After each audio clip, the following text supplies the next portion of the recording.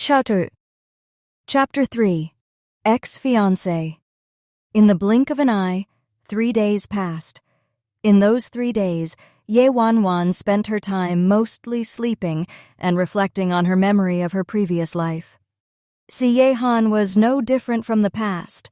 For 3 whole days, he didn't appear at all. The servants at the house were all buried in their work and rarely spoke to her. They didn't even dare to make any eye contact. Such an enormous house, but it was like a crypt. Ye Wanwan changed into her pajamas and looked at the time. She immediately walked towards the yard. The moonlight was beautiful with a gentle breeze, easing her fear of the terrifying memories of the cage she was trapped in. This garden actually had a nice view. After all, it had been designed by Si Yehan himself. He hired the world's top group of architects, and it took 5 full years to finish building it in the top location in Imperial City. It was such a pity that in her previous life she hadn't appreciated it. She abhorred this cage that imprisoned her and only wanted to destroy it. In plain sight, she could see a large burnt patch of grass, an intentionally cut flower bed, and a murky pond. These were all her masterpieces. Wanwan. Then, a familiar voice abruptly resounded in the evening wind. Ye Wanwan looked up from a withered rose in the direction of the voice. Under the dim light, she could see a man dressed in an expensive and luxurious suit. He was charming and classy. She had to admit, Gu Yueze did in fact captivate her. Si Yehan, that devil, paled in comparison with him. Gu Yueze stood a few steps away from her and frowned. Ye Wanwan noticed his subtle reaction, so she took a look at her clothes. At that moment, she was still in her heavy metal clothes, with a thick mess of makeup on her face.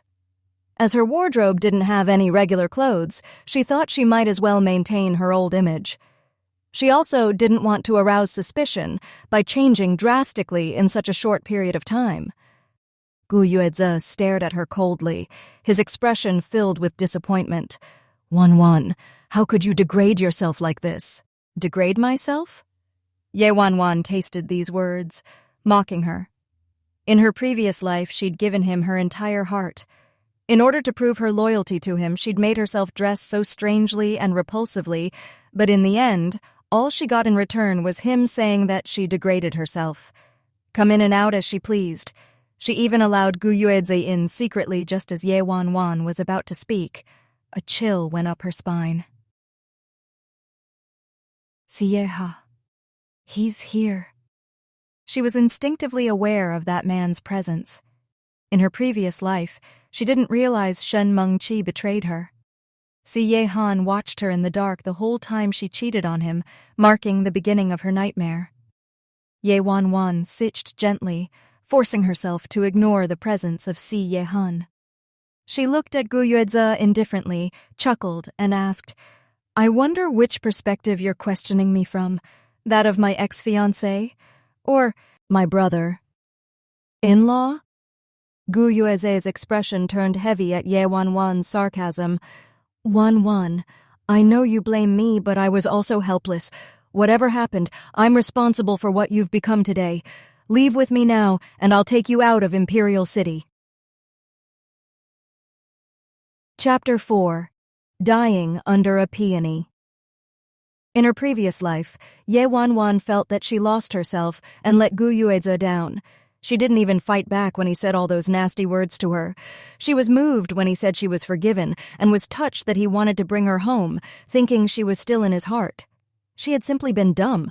Who knew he was just acting out of pride? In any case, she was once Gu Yueze's fiancée, but now she'd become Si Yehan's lover. If people found out, wouldn't he lose all his pride?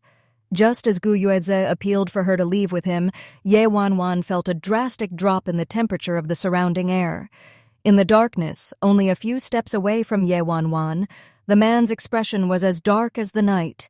His hostility raged uncontrollably, as if he could crush a man and engulf him whole, not leaving a single trace behind. Sai Yehan's assistant, Shu Yi, was sweating buckets and both legs were trembling.